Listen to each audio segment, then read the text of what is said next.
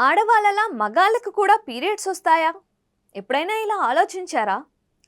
అమ్మాయిల్లాగానే పురుషులు కూడా హార్మోన్ల మార్పులు, మూడ్ స్వింగ్స్ అనుభవిస్తారా అంటే అవును అనే సమాధానం వస్తుంది.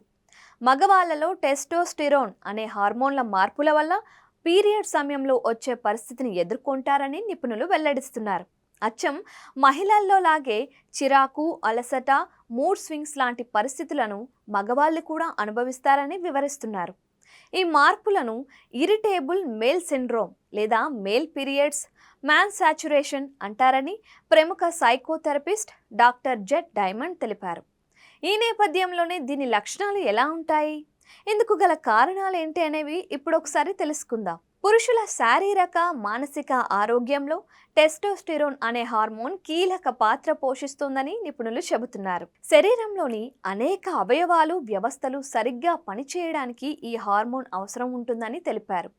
కానీ కొన్ని కారణాల వల్ల టెస్టోస్టిరోన్ హార్మోన్ హెచ్చు తగ్గులు అవుతుందని, ఫలితంగా శరీరంలో మార్పులు వస్తాయని అంటున్నారు. దీనిని ఇరిటబుల్ మేల్ సిండ్రోమ్ అంటారని నిపుణులు వివరిస్తున్నారు. దీని లక్షణాలు అచ్చం మహిళలకు వచ్చే పీరియడ్స్ లానే ఉంటాయని వెల్లడిస్తున్నారు. అయితే మహిళా పునరుత్పత్తి వ్యవస్థలో తలెత్తే మార్పుల్లాగా పురుషుల్లో జరగవు అని చెబుతున్నారు.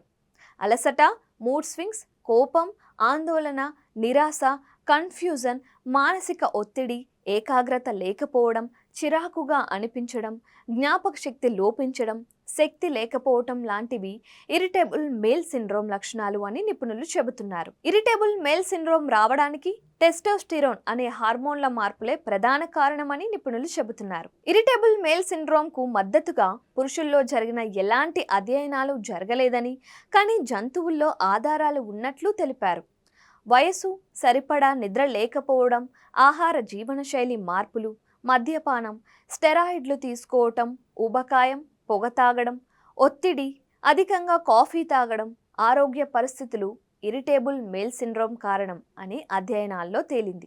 అయితే ఇది తగ్గించుకునేందుకు పాటించాల్సిన జాగ్రత్తలు ఏంటి అంటే ప్రతిరోజు వ్యాయామం చేయటం.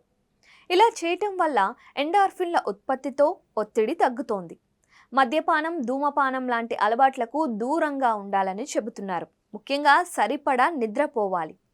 ఆకుకూరలు, చేపలు, కూరగాయలు, తృణధాన్యాలు, తక్కువ కొవ్వు గల డైరీ పదార్థాలు, ప్రోటీన్లు గల ఆరోగ్యకరమైన ఆహారం తినాలని నిపుణులు చెబుతున్నారు. వీటితో పాటు కృత్రిమ చక్కెరలతో తయారు చేసిన శీతల పానీయాలు తగ్గించాలి.